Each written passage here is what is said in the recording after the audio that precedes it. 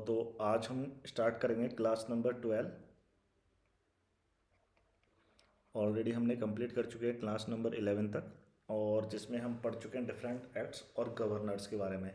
हमने मोटा मोटी पढ़ा था कि मतलब कि क्या क्या चीज़ होती है ताकि हमको आइडिया हो जाए।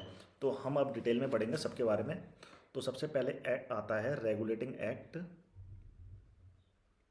जो एक्ट्स थे उनके बारे में हम धीरे धीरे गवर्नर और एक्ट्स के बारे में डिटेल में पढ़ेंगे अब। सो रेगुलेटिंग एक्ट हमने अब देखा था 1773 का। ठीक है। अब इसमें क्या होता था, ये इंडिया का मैप है जैसे कि एक तो गवर्नर जनरल था बॉम्बे का, एक था मद्रास का, और एक था बंगाल का। ये तीन थे। तो इस एक्ट में क्या करा, जो बंगाल का था वो गवर्नर जनरल ऑफ बंगाल बना दिया गया इसको, मतलब ये दोनों इसके अधीन कर दिए गए, बॉम्बे का और मद्रास का गवर्नर। ठीक है। बंगाल का जो गवर्नर था, गवर्नर बंगाल का गवर्नर जनरल बना दिया। ठीक है। अब इसमें जो चेंजेस किए गए उसमें क्या किए गए, इसमें इनको एक एग्जीक्यूटिव काउंसिल दी गई, कार्यकारी परिषद, जिसमें 1+4 सदस्य रखे गए। एक तो गवर्नर था, चार और अन्य सदस्य थे, और जो इनका जो भी फैसला लेते थे ये बहुमत से लेते थे, इनके फैसले को बहुमत से किया जाता था। ठीक है। और इसी एक्ट के तहत सुप्रीम कोर्ट की स्थापना, कलकत्ता में सुप्रीम कोर्ट की, सर्वोच्च न्यायालय जो बोलते हैं हम, उसकी स्थापना की गई। ठीक है। अब जो सुप्रीम कोर्ट क्षेत्र था, पूछा जाता था ये पूरे भारत में वैलिड था या सिर्फ वहीं था, तो ये नाम इसका सुप्रीम कोर्ट था, लेकिन जो इसका फैसले थे सिर्फ कलकत्ता नगर में होते थे। ठीक है। और इसमें सिर्फ अंग्रेजी कानून लागू होते थे। ठीक है। यदि और कोई अच्छा मतलब मान लीजिए यदि कोई दूसरी पार्टी है वो चाहती है मतलब हमको एक फैसला दे सुप्रीम कोर्ट, तो वो क्या करती थी, उसमें क्या अगर दोनों पक्ष इसमें रेडी थे, ठीक है, तो ये उसके ऊपर फैसला सुना सकता था कलकत्ता के बाहर के मामलों का, अगर दोनों पक्ष सहमत होते थे तभी।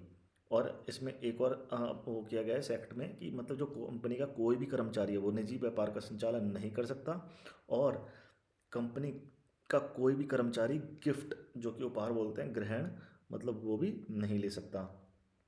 तो इस प्रकार ये हुआ। और जो इसके प्रथम गवर्नर जनरल बने बंगाल के, ठीक है, वो उसका नाम था वॉरेन हेस्टिंग। हमने पढ़ रखा है। टेन्योर आपको पता ही है, मैंने सारे बता दिए हैं टेन्योर के बारे में।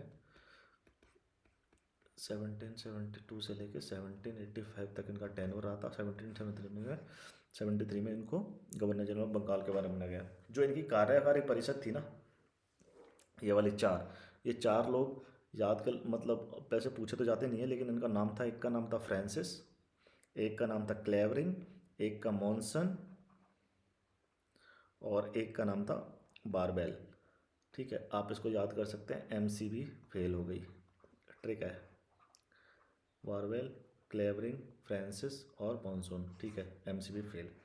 अब जो सुप्रीम कोर्ट में जज थे, इसको भी 1+3 थे ये भी।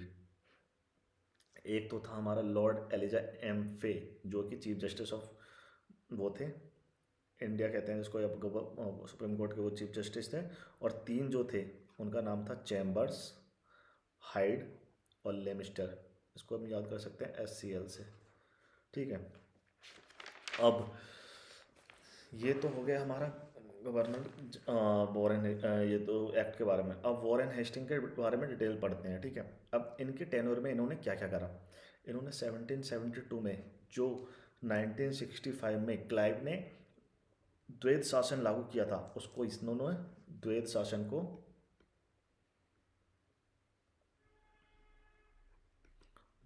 को समाप्त कर दिया गया। ठीक है।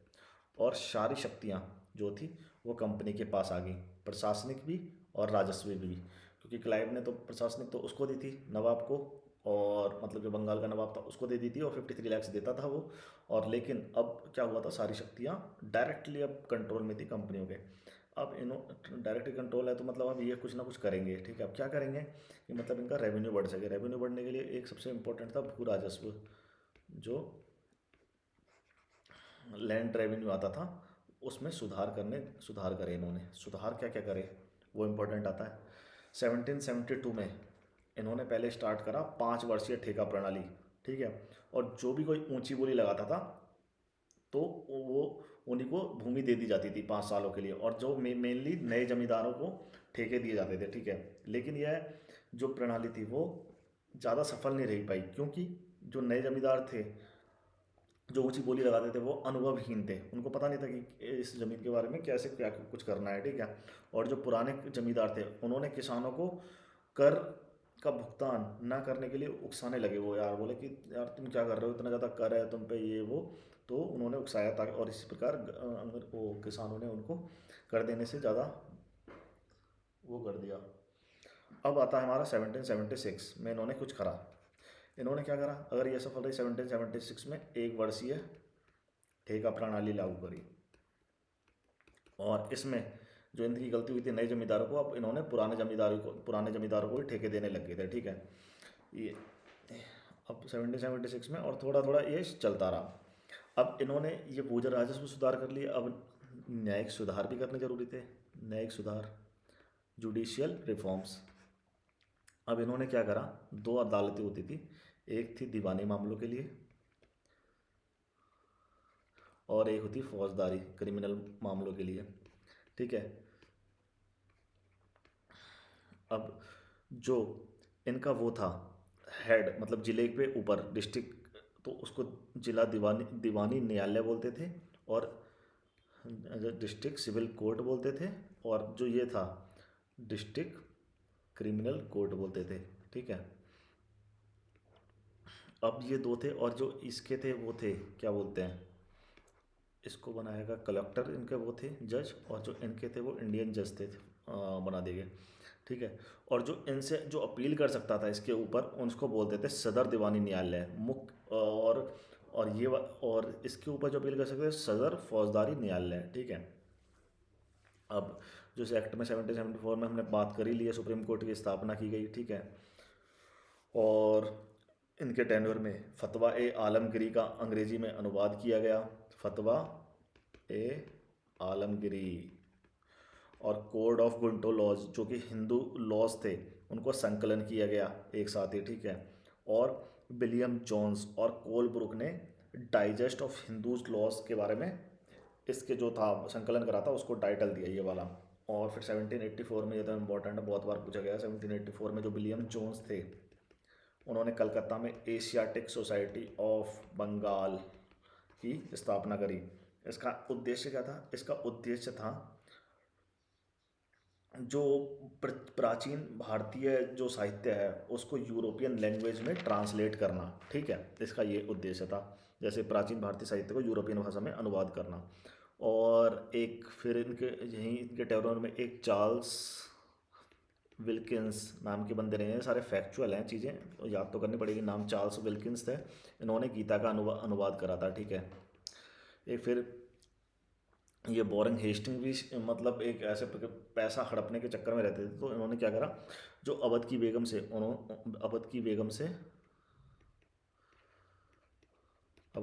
उसे धन लूट लिया। बनारस में जो चैत सिंह था उसको हटाकर महीप नारायण को राजा नियुक्त कर दिया। और एक बंदा था बंगाली ब्राह्मण नंद कुमार, क्वेश्चन पूछा गया है नंद कुमार, इसको मतलब जालसाजी के मुकदमा में फंसाकर मृत्युदंड की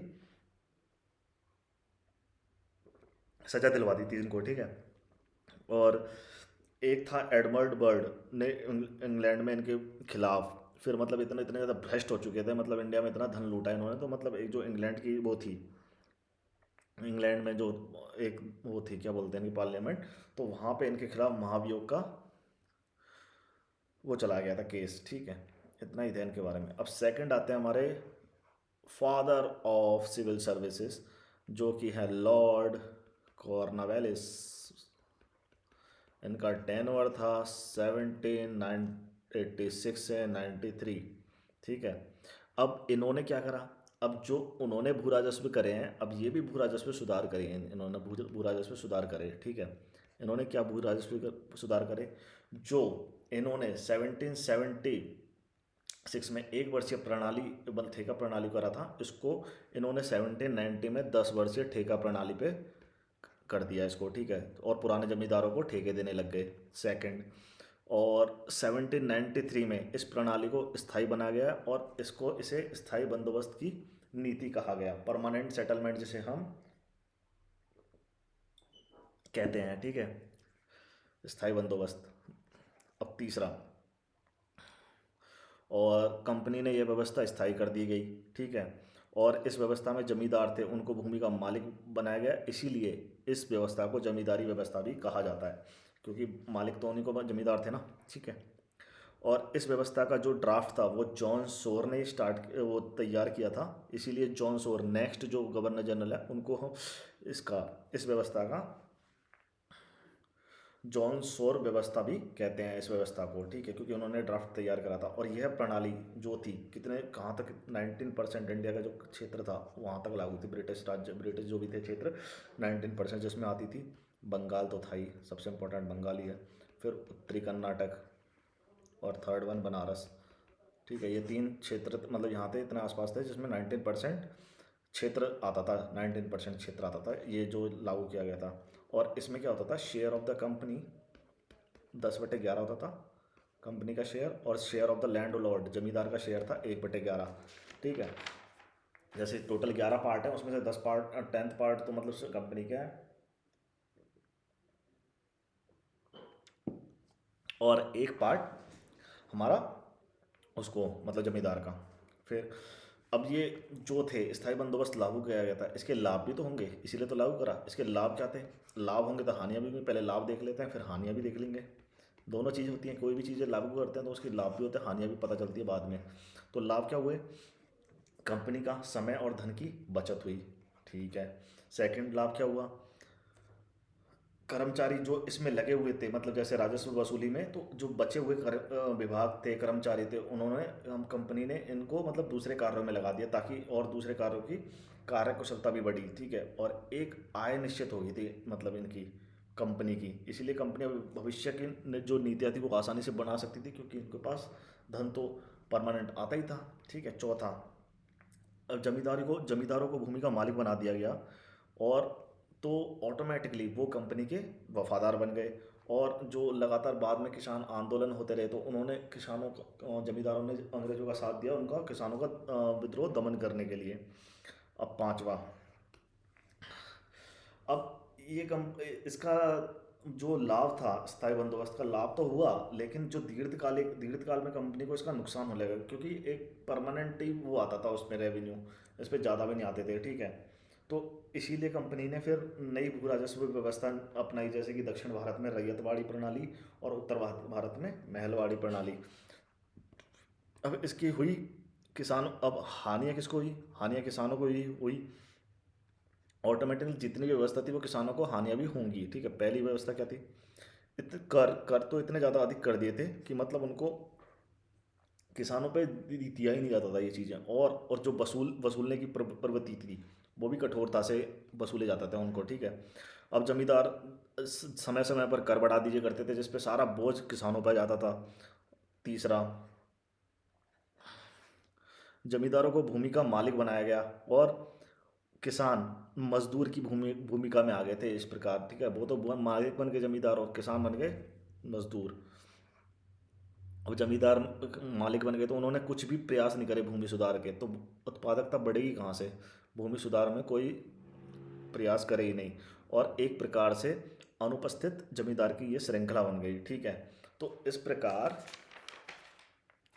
हमारे मतलब इन्होंने भू राजस्व करे कॉर्नवालिस ने। अब आते हैं मुख्य न्यायिक सुधार।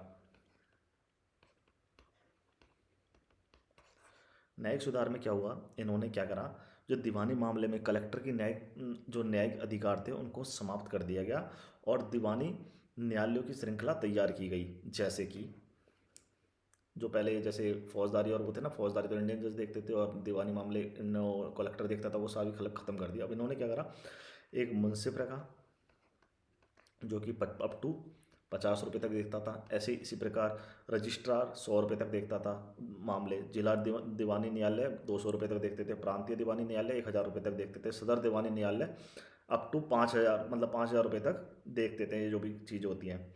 और इन्होंने क्या करा, फौजदारी मामलों के लिए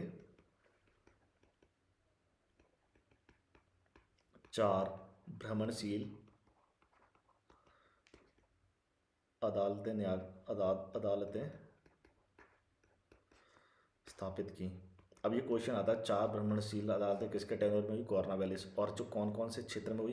पहला ढाका, दूसरा मुर्शिदाबाद, याद करने का तरीका, दो पाकिस्तान, दो बांग्लादेश, दो इंडिया। मुर्शिदाबाद, मुर्शिदाबाद, तीसरा है कलकत्ता और चौथा है पटना। दो तो इंडिया के क्षेत्र और वो वाले क्षेत्र, ठीक है। फिर इन्होंने 1793 में एक कॉर्नवालिस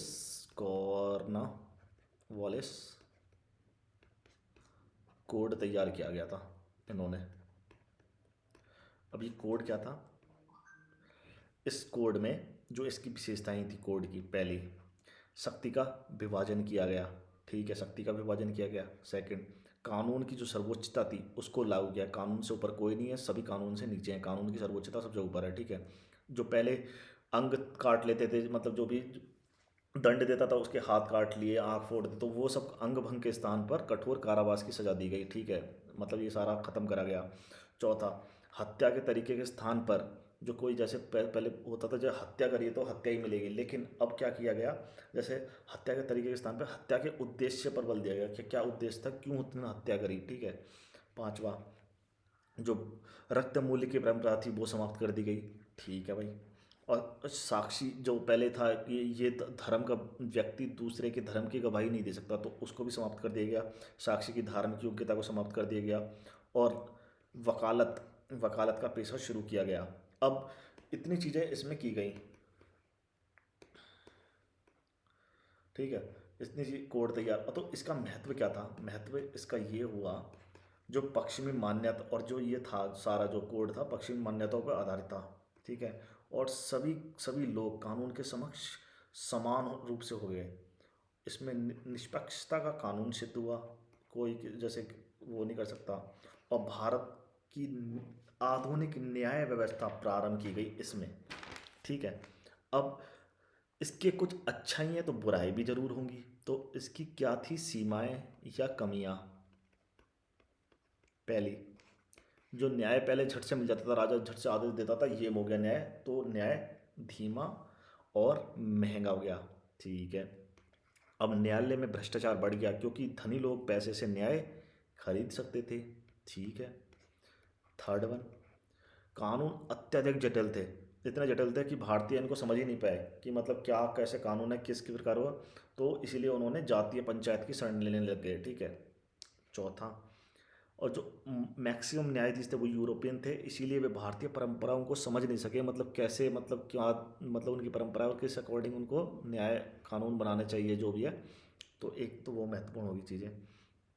और तो इतने ही इसकी चीज़ें। और कॉर्नवालिस को हमने पहले ही बताया, ये Cornwallis the father of Indian administrative services, ये एक तरह से भारतीय प्रशासनिक सेवा और भारतीय पुलिस सेवा के जन्मदाता कहा जाता है इनको।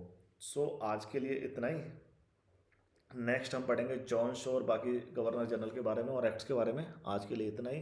Thank you.